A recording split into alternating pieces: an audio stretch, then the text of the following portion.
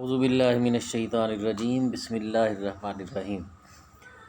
ہمارے سیلیبس کے حصہ نظم میں شامل دوسری نظم جس کا عنوان نعت ہے اور جس کے شاعر ہیں ماہر القادری۔ آج ہم نعت کے ان اشعار کی تشریح کو دیکھیں گے۔ نعت کے اشعار کو دیکھیے۔ تو مقصد تخلیق ہے تو حاصل ایماں، جو تجھ سے گریزاں وہ خدا سے ہے گریزاں۔ شاعر ماہر القادری حضور علیہ السلام کی تعریف بیان کرتے ہوئے عرض کرتا ہے کہ اے اللہ کے رسول، آپ صلی اللہ علیہ وسلم کی خاطر یہ کائنات تخلیق کی گئی۔ آپ کی خاطر اللہ نے یہ ساری دنیا پیدا کی، یعنی اگر آپ اس دنیا میں نہ آتے تو اللہ تعالیٰ کسی کو خلق نہ فرماتا۔ اس کا مفہوم یہ ہے کہ اللہ تعالیٰ نے جنس و انس کو اپنی بندگی کے لیے پیدا کیا ہے۔ اس بندگی کی عملی مثال نبی کریم صلی اللہ علیہ وسلم کی ذات ہے۔ اس لیے ہم کہہ سکتے ہیں کہ آپ علیہ السلام سے بندگی اپنی معراج پاتی ہے اور اس کائنات کی تخلیق کا مقصد پورا ہوتا ہے۔ اگر آپ نہ ہوتے تو انسانیت کبھی اپنی تخلیق کے مقصد کو نہ پا سکتی۔ دوسرے مصرعے میں شاعر نے کہا، آپ علیہ السلام کی قربت کو خدا کی قربت قرار دیا اور آپ صلی اللہ علیہ وسلم سے دوری کو خدا سے دوری بتایا۔ اللہ کی رضا میں نبی صلی اللہ علیہ وسلم کی رضا اور حضور علیہ السلام کی رضا میں خدا کی رضا شامل ہے۔ اصل میں شاعر ہمیں یہ پیغام دے رہا ہے کہ حضور صلی اللہ علیہ وسلم کی اطاعت اور جو نبی کے فرامین سے دور ہوگا وہ اللہ تعالیٰ کی رحمت سے بھی دور ہو جائے گا۔ دوسرا شعر دیکھیے، کردار کا یہ حال صداقت ہی صداقت اور اخلاق کا یہ رنگ کہ قرآن ہی قرآن۔ اس شعر میں بھی شاعر آپ علیہ السلام کے خوبصورت کردار اور پاکیزہ اخلاق کا نقشہ کھینچ رہا ہے۔ جیسا کہ ہم جانتے ہیں کہ ایک انسان کے لیے معاشرتی زندگی میں سب سے زیادہ ضروری چیز اس کے اخلاق و کردار کو سمجھا جاتا ہے۔ اس لیے ضروری ہے کہ ہر انسان کے سامنے اخلاق و کردار کا ایک زبردست عملی نمونہ موجود ہو، جس کی پیروی کرتے ہوئے انسان اپنے اخلاق و کردار کی بلندیوں پر پہنچ سکے، جو بلا شبہ تخلیق انسان کے بڑے مقاصد میں سے ایک ہے، کیونکہ یہی خود شناسی آخر کار انسان کو خدا شناسی تک لے جاتی ہے۔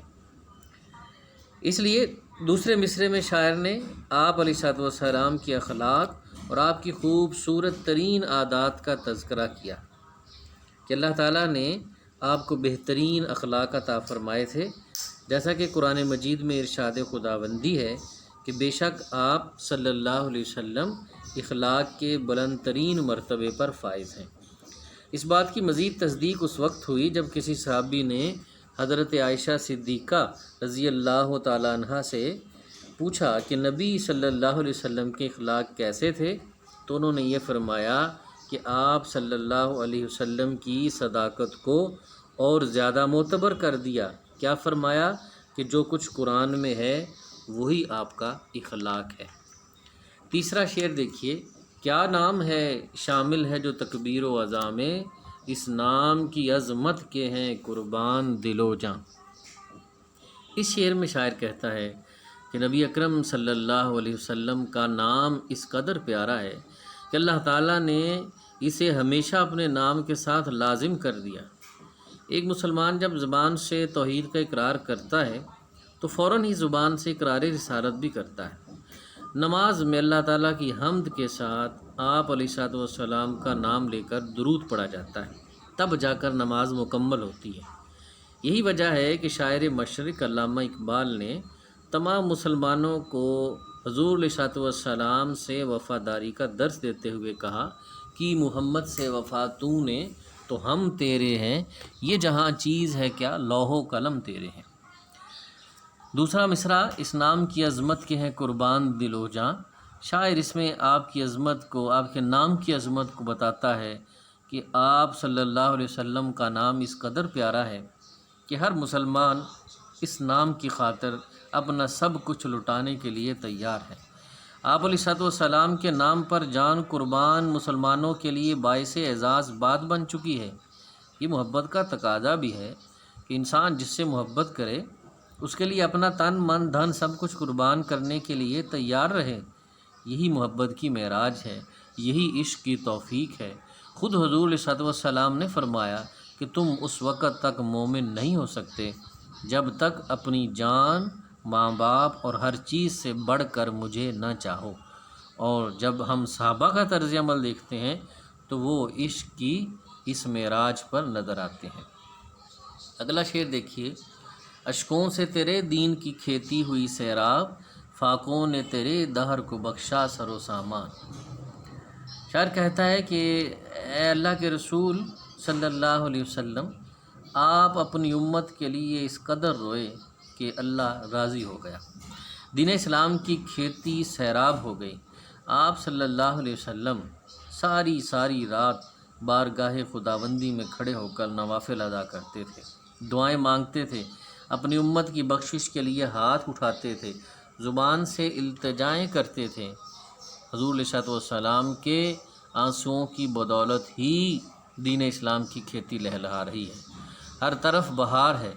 حضور علیہ السلام نے خود بھوکے رہ کر ہمیں ہر طرح کے آداب سکھائے، کھانے کا طریقہ سکھایا، زندگی گزارنے کا ہنر عطا کیا، دوسروں کے ساتھ ہمدردی کا عملی نمونہ پیش کیا، بیماروں کی تیمارداری کا نمونہ فراہم کیا، پریشان حالوں کی پریشانیوں کو حل کیا۔ یہ ساری باتیں حضور علیہ السلام کے اسوہ حسنہ کی بدولت ہم تک پہنچی ہیں۔ یہی وجہ ہے کہ آج دنیا میں اخلاقیات کا ایک مکمل نظام موجود ہے۔ یہ سارا نظام حضور صلی اللہ علیہ وسلم کی بدولت ممکن ہوا۔ دنیا میں زندگی کے آداب آپ صلی اللہ علیہ وسلم کے اسوہ حسنہ سے تلاش کیے گئے ہیں، چنانچہ آپ کی زندگی ساری کائنات کے لیے بہترین نمونہ بن چکی ہے۔ اگلا شعر دیکھیے، انسان کو شائستہ و خوددار بنایا، تہذیب و تمدن تیرے شرمندہ احساں۔ اس میں شاعر نے کہا کہ حضور علیہ السلام کی آمد سے پہلے پورے عرب میں جہالت عروج پر تھی، انسانوں کے اندر اخلاقیات نام کو بھی نہ تھی، انسان درندوں سے بدتر زندگی گزار رہے تھے، ماں باپ کی عزت ترک ہو چکا تھا، دنیا شرک اور جہالت کے اندھیروں میں بھٹک رہی تھی، بچیوں کو زندہ دفن کیا جاتا تھا، عورتوں اور غلاموں کے کوئی حقوق نہ تھے، طاقتور کمزور کا حق مارتا تھا۔ اور پھر حضور صلی اللہ علیہ وسلم تشریف لائے، جس سے ہوا کا رخ ہی بدل گیا، دنیا توحید کی روشنی سے منور ہو گئی، شرک اور جہالت کے بادل چھٹ گئے اور ماں کے قدموں تلے جنت نظر آنے لگی، باپ شفقت کا مجسمہ بن گیا، بیٹیاں خدا کی رحمت ٹھہریں، غرض لوگوں کے اندر تہذیب کی روشنی نظر آنے لگی۔ کسی شاعر نے کہا، اس کا آنا تھا کہ جنت کے دریچے کھل گئے، اس کا آنا تھا کہ جنت کے دریچے کھل گئے، ابر رحمت اس قدر برسا کہ چہرے دھل گئے۔ آج دنیا میں جس قدر تہذیب و تمدن پھلی پھولی ہمیں نظر آتی ہے، اسے ساری توانائی مدینہ کی تہذیب سے ملی ہے، اسے سارے قرینے اور سارے انداز تہذیب محمدی نے عطا فرمائے ہیں۔ آج پوری دنیا میں جتنی بھی تہذیبیں نقطہ عروج پر کھڑی نظر آتی ہیں، وہ سب کی سب میرے نبی صلی اللہ علیہ وسلم کی تہذیب کے سامنے شرمندہ احسان ہے۔ ہر تہذیب آپ صلی اللہ علیہ وسلم کے فرامین کی بدولت پھیلی ہے۔ حضور علیہ السلام کے آنے سے پہلے یہ دنیا جہالت اور تاریکی میں ڈوبی ہوئی تھی، ہر طرف شرک اور کفر کے اندھیرے تھے، لوگ ایک خدا کو بھول چکے تھے اور بہت سے خداؤں کی عبادت کرتے تھے، دنیا میں اخلاق نام کی کوئی شے موجود نہیں تھی، طاقتور کمزور پر غالب تھا، کمزور کو کبھی اپنا حق نہیں ملتا تھا۔ ایسے میں اللہ تعالیٰ کو انسانیت پر رحم آیا اور اس نے آخر اور مکمل ہدایت کے لیے حضور علیہ السلام کو اپنا نبی اور رسول بنا کر بھیجا۔ آپ کے آنے سے ہر طرف توحید کا نور پھیل گیا اور دنیا جہالت کی پستی سے نکل کر اخلاق و کردار کی بلندی پر فائز ہوئی۔ بس اسی لیے شاعر نے کہا ہے کہ انسان کو شائستہ و خوددار بنایا، تہذیب و تمدن تیرے شرمندہ احساں۔ آخری شعر دیکھیے، مقطع ہے، ماہر القادری نے کہا، رحمت کا یہ عالم ہے، مروت کا یہ انداز، ماہر سا گناہ گار ہے وابستہ دامہ۔ نبی اکرم صلی اللہ علیہ وسلم کو اللہ پاک نے رحمت للعالمین بنا کر بھیجا ہے، اس لیے دنیا میں ہر کس و ناکس آپ کی رحمت تلے آنا چاہتا ہے۔ آپ کا دل احساس سے بھرپور تھا۔ حضور علیہ السلام بلا تفریق مذہب ہر کسی کے ساتھ اچھا سلوک کرتے تھے۔ جیسا کہ ایک مرتبہ ایک غیر مسلم لڑکی ننگے سر آئی تو حضور علیہ السلام نے اسے چادر اڑا دی۔ کسی صحابی نے عرض کیا، حضور یہ تو ایک کافر کی بیٹی ہے۔ تو آپ علیہ السلام نے فرمایا، جس کا مفہوم یہ ہے کہ بیٹی چاہے کافر کی ہو، سبھی بیٹیوں کی عزت برابر ہے۔ حضور علیہ السلام کی مروت اپنے اور پرائے، مسلم اور غیر مسلم سبھی کے لیے یکساں تھی۔ حضور علیہ السلام سب کے ساتھ یکساں انسانی اور اخلاقی بنیاد پر سلوک روا رکھتے تھے، اس لیے پورے مکہ میں لوگ آپ کو صادق اور امین جیسے منفرد لقب سے پکارتے تھے۔ دوسرے مصرعے میں شاعر نے اپنے گناہ گار ہونے کا اعتراف بھی کیا ہے اور ساتھ ہی حضور علیہ السلام کی دامن رحمت کو تھام لینے کا ذکر بھی کیا۔ شاعر اصل میں ہمیں یہ پیغام دے رہا ہے کہ حضور علیہ السلام کی ساری زندگی ہمارے لیے عملی نمونہ کی صورت میں موجود ہے۔ ہم زندگی کے کسی بھی مرحلے میں ہوں، حضور علیہ السلام کی حیات طیبہ میں ہمارے لیے مثال موجود ہے۔ ہم نبی صلی اللہ علیہ وسلم کی رحمت اور مروت کے انداز کو کتب حدیث میں نہ صرف پڑھ سکتے ہیں بلکہ بصری تصاویر کی صورت میں محسوس بھی کر سکتے ہیں۔